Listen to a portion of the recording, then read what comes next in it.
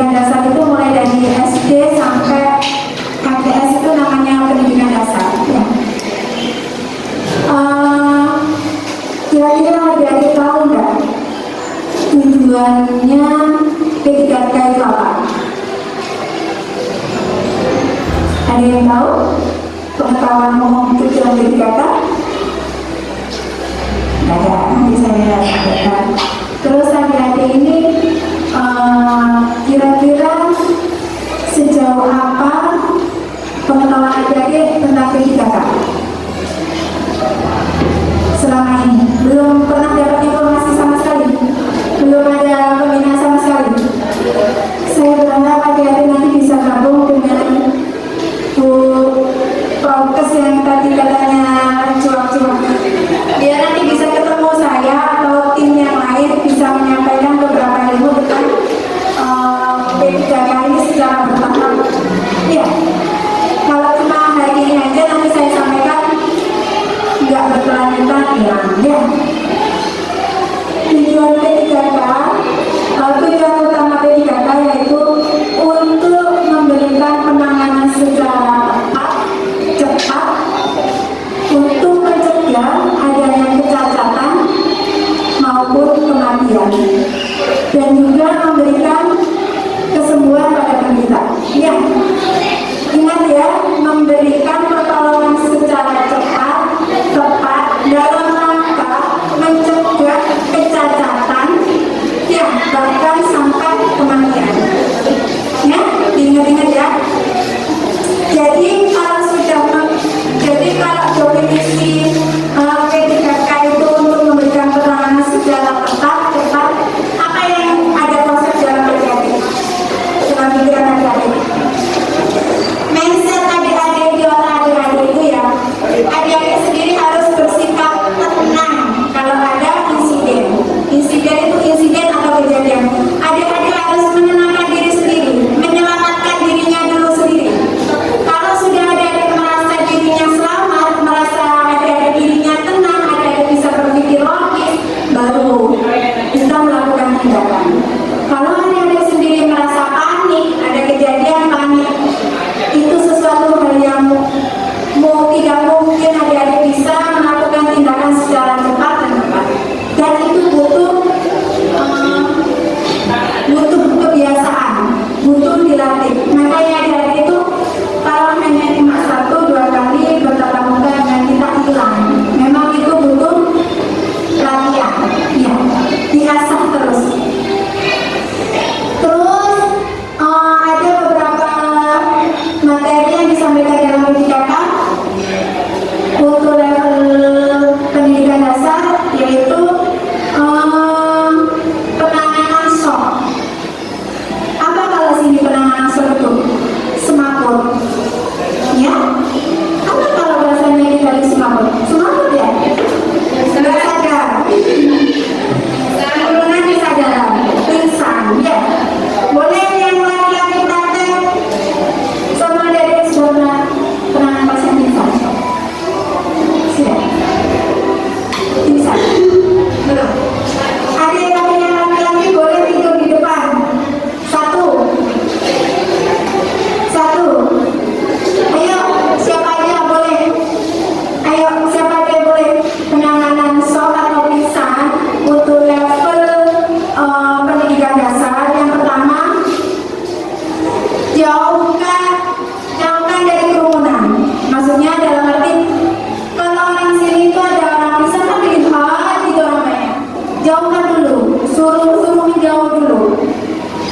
Yang berkerumun suruh menjauh dulu. Setelah sudah menjauh, kalau memang pakai sapu atau apa, itu diangkat di tempat teduh dulu, tinggikan kaki, ya nyampe, kepala lebih rendah daripada kaki. Makanya praktek dulu biar enak. 1 maju ke depan. Ayo maju nak. 3 ke sini. Oke, sip, makasih. Yuk. Nanti ya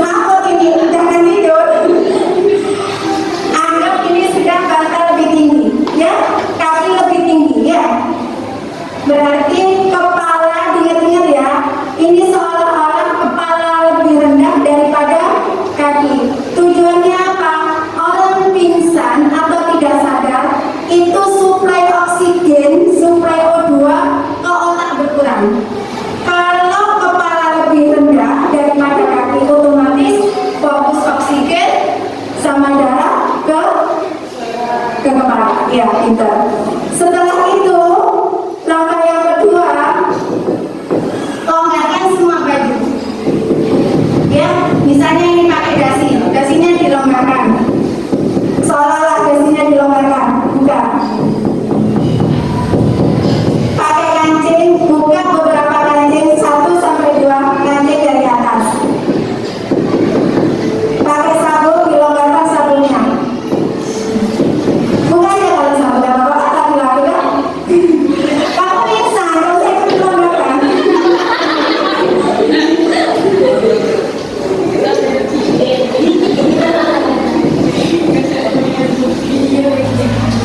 Sudah dilonggarkan, paus kaki buka.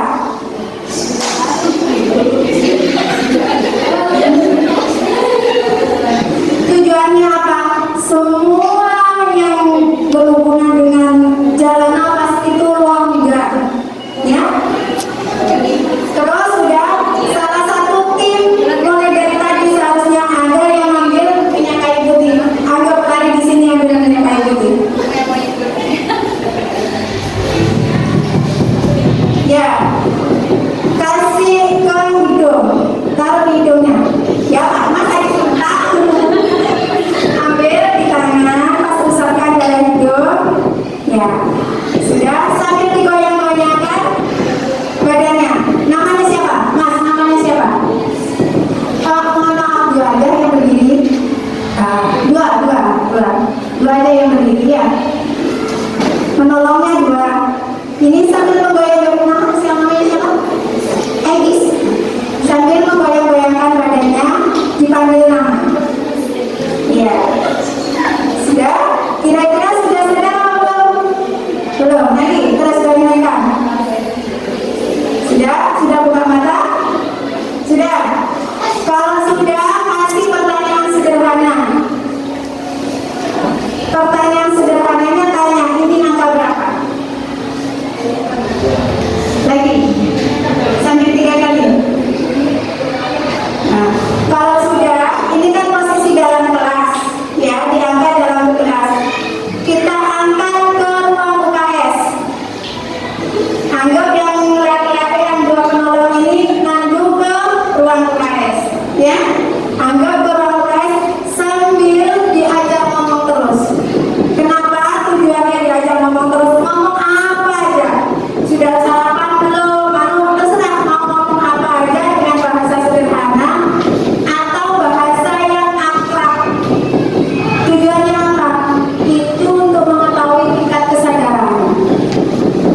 Ini benar-benar sadar benar apa enggak? Tahu kan adik-adik misalnya adik-adik tanya, sudah makan atau belum? Jawabnya lain, belum. Kalau jawabnya seharusnya belum atau sudah. Makan apa? Makan nasi. Kalau jawabnya nyelendro, belum. Sudah makan. Makannya apa? Makan kenyang. Kan nyelendro ya. Berarti itu di luar. Atau makannya bunga, atau jawabnya nanam bunga. Ditanya apa? Ditanya makan, jawabnya nanam bunga. Apa pergi ke sawah? Itu artinya nyelendro. Kalau sudah jawabnya sudah makan apa, nasi apa, itu berarti logis kan ya, sudah benar. Nah, di situ tujuannya apa? Berarti si Egis ya. Berarti si Egis ini sadar penuh. Kemudian tindakannya di UKS apa? Istirahatkan saja. Istirahatkan. Kalau sudah itu ditanya dengan kesadaran penuh, diistirahatkan, dikasih minum, kasih waktu beberapa jam untuk istirahat. Ya. Tapi kalau sudah ngomongnya nyelendro, monggo silakan dirujuk ke vaskes terdekat. Vaskes itu fasilitas kesehatan terdekat, puskesmas, atau kalau di sini lebih dekat dengan gugus tugas.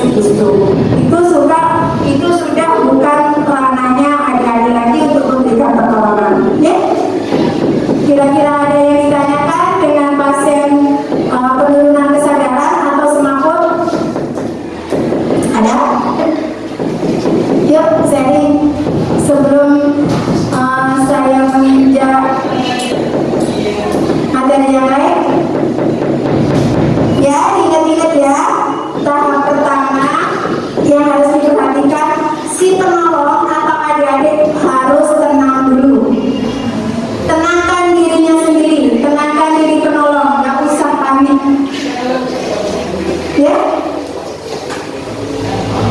Yang kedua, kalau ada kasus atau insiden penurunan kesadaran atau temannya semabuk, jangan berkerumun. Cukup 1 atau 2 aja yang mendekat.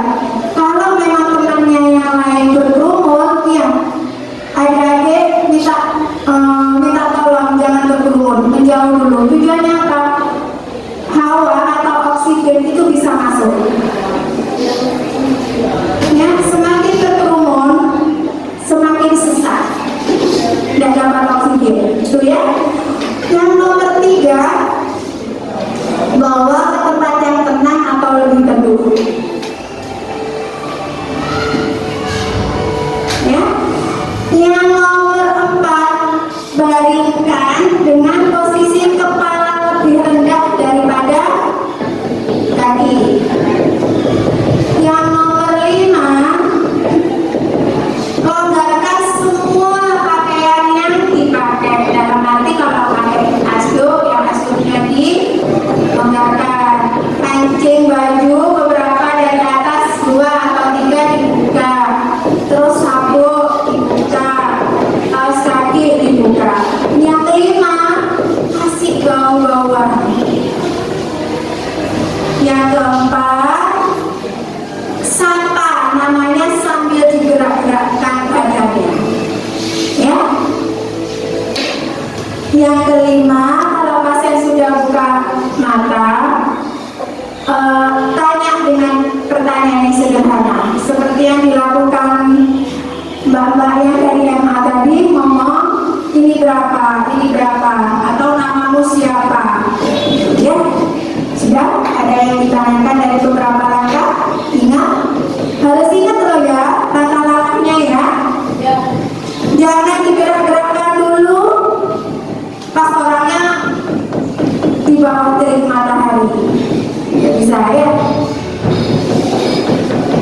Terus sekarang materi yang kedua, itu sekarang maju ke sana, gantian 2 depan.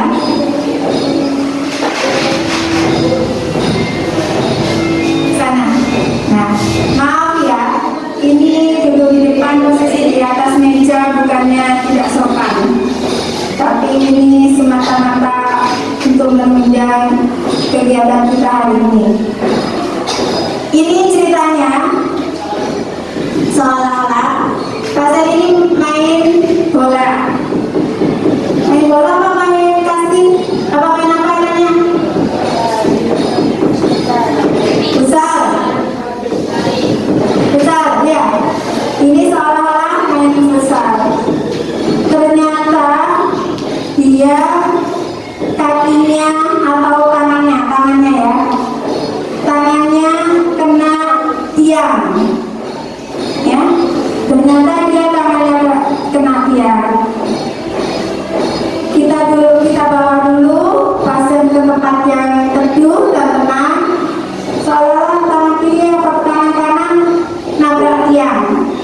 Ya, ternyata ini tangannya kanan ini lukanya luka memar. Ya, ternyata ini tangannya luka memar.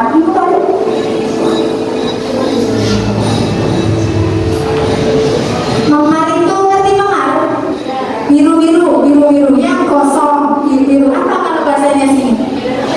Ya, gedung, ya. Kalau bahasanya sini gedung.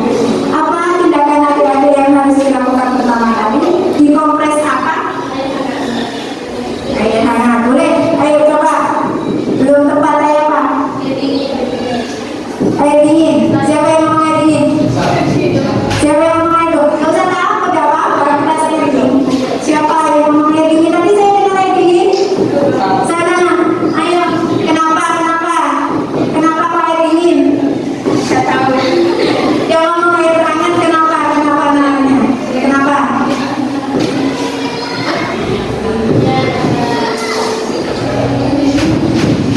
Biar berjalannya lancar.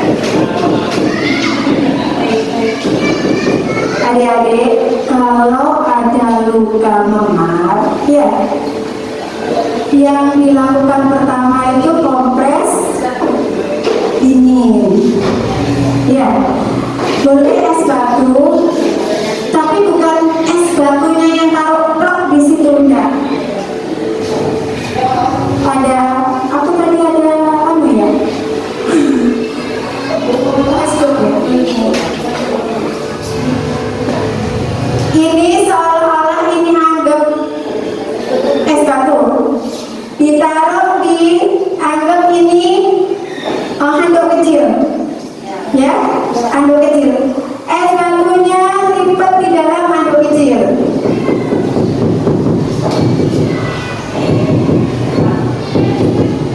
Misalnya lukanya di lengan sebelah kanan, daerah sini.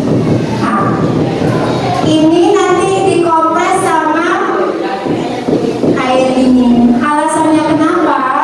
Kalau luka memar itu dikompres sama air dingin, kenapa? Karena di dalam terjadi perdarahan, ya. Jadi dikompres air dingin ini tujuannya untuk menghentikan perdarahan. Pertama, untuk menghentikan perdarahan dalam. Yang kedua, untuk mengurangi rasa nyeri. Yang ketiga, untuk mengurangi bengkak. Ya, ayo tadi saya ngomong apa? Tujuan dikompres dingin, ayo. Apa? Apa? Satu apa? Ayo. Tujuan dikompres dingin tadi apa? Ayo, siapa yang bisa? Baru saja ngomong, udah sampai 5 menit.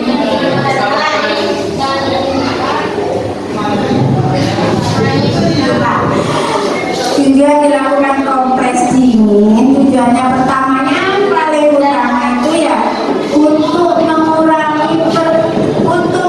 mengurangi perdarahan di dalam. Karena bengkak atau memar ini tandanya apa? Ada perdarahan di dalam, ada pembuluh darah yang pecah. Jadi tujuan utamanya mengurangi perdarahan yang ada di dalam. Ya. Terus yang kedua, mengurangi nyeri. Yang ketiga, mengurangi bengkak. Ya, ingat-ingat ya. Yang semangat, dia tidak semangat ini dia. Ayo kita sistem kayak apa ya? Ayo Sini praktek aja bareng nanti ada SPK, tapi iya. datang. Ya, nanti diulangi lagi ya. Nanti saya meluangkan waktu di sini lupa semua bos. Ini yang paling depan bangsa ini tujuan dilakukan kompres dingin apa?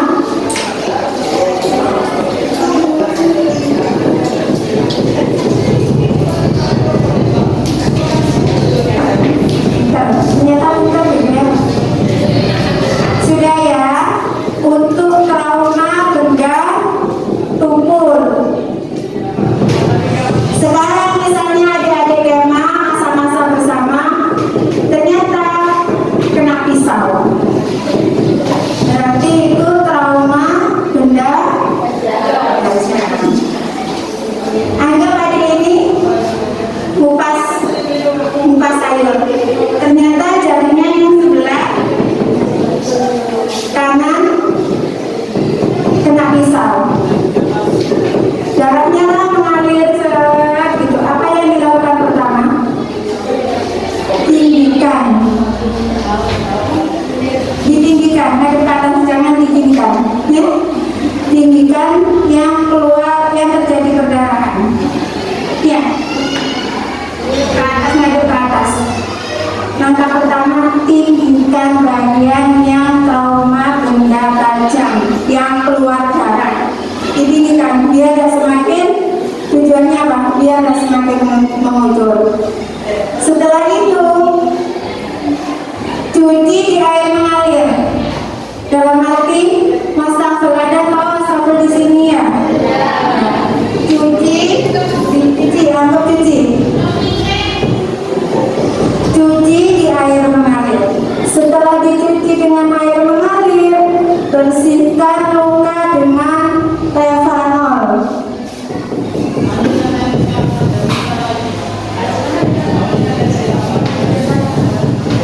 Bersihkan luka dengan Tevanol.